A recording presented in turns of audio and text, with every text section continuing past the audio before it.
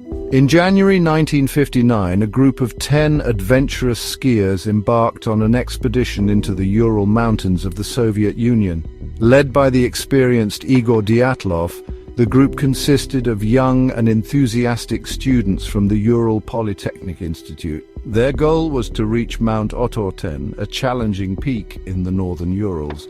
This expedition was meant to be a test of their skills and endurance in the unforgiving winter wilderness. Little did they know that their journey would end in tragedy, forever etching their names in the annals of history as the Dyatlov Pass incident. The group, full of youthful exuberance, meticulously documented their journey through journals and photographs, capturing the beauty and challenges of the wintry landscape. As they ventured deeper into the mountains, they followed ancient Mansi trails, encountering the indigenous people who shared their knowledge of the unforgiving terrain. The skiers faced harsh weather conditions, including blizzards and sub-zero temperatures, but their spirits remained high, driven by their shared passion for exploration. However, one member, Yuri Yudin, fell ill and was forced to turn back, a decision that would unknowingly save his life. As Yudin bid farewell to his companions, he had no idea that it would be the last time he would see them alive. The remaining 9 adventurers continued their trek, unaware of the dark fate that awaited them on the slopes of what would later be known as Dead Mountain. Weeks turned into a chilling silence as the expected date for the group's return passed with no word. Concern for the missing skiers escalated, prompting a search and rescue operation to comb the treacherous mountain terrain. As days turned into weeks, hope dwindled with each passing moment, replaced by a growing sense of dread and foreboding. On February 26, 1959, a search party stumbled upon the group's abandoned tent on the eastern slope of Kolatsiakl, a mountain translated as Dead Mountain in the local Mansi language. The tent was partially collapsed, buried under a thick layer of snow, and slashed open from the inside, suggesting a hasty and desperate escape.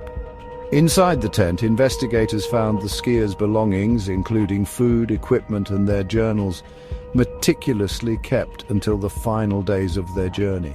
As the search party descended further down the mountain, they made a series of grim discoveries that only deepened the mystery.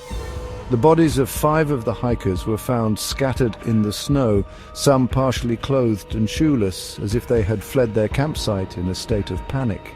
The bodies showed signs of hypothermia, but strangely some also had internal injuries, including fractured ribs and skulls, which suggested a force beyond the elements had been at play.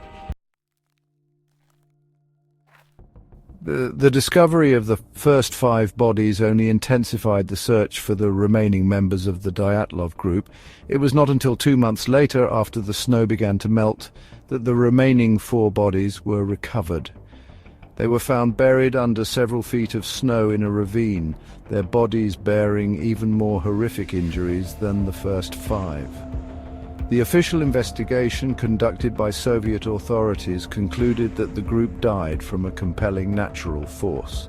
However, the investigation was plagued by inconsistencies, lack of transparency, and a sense that information was being withheld. The strange circumstances surrounding their deaths, the bizarre state of their bodies, and the lack of a definitive explanation fueled a firestorm of speculation and conspiracy theories that continue to this day. Some theories proposed that the hikers were victims of a military experiment gone wrong, citing the presence of strange lights in the sky on the night of the incident, as reported by other hikers in the area. Others believed the group stumbled upon a secret Soviet testing ground and were killed to protect classified information. Yet another theory proposed that the hikers were attacked by a yeti or other unknown creature inhabiting the remote wilderness. The Dyatlov Pass incident has remained a perplexing mystery for decades, capturing the imaginations of researchers, adventurers, and conspiracy theorists alike. Despite numerous investigations, scientific studies, and countless attempts to reconstruct the events of that fateful night, The truth behind the deaths of the Dyatlov group remains elusive.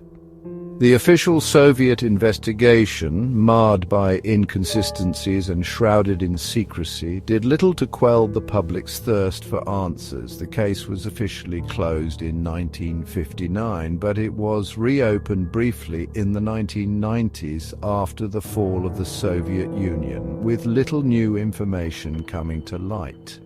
The lack of definitive answers has only served to fuel speculation, turning the Dyatlov Pass incident into a modern-day legend. Today, the Dyatlov Pass incident stands as a chilling reminder of the unforgiving power of nature and the mysteries that continue to lurk in the shadows of our world. The case remains a subject of fascination, inspiring books, documentaries, and countless articles, each trying to piece together the puzzle of what happened on that remote mountain slope.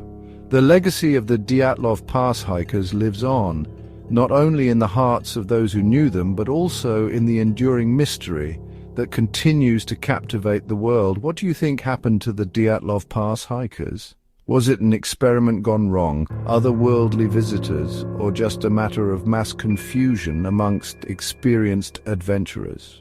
Share your thoughts in the comments. Maybe together we can piece the Dyatlov Pass mystery together.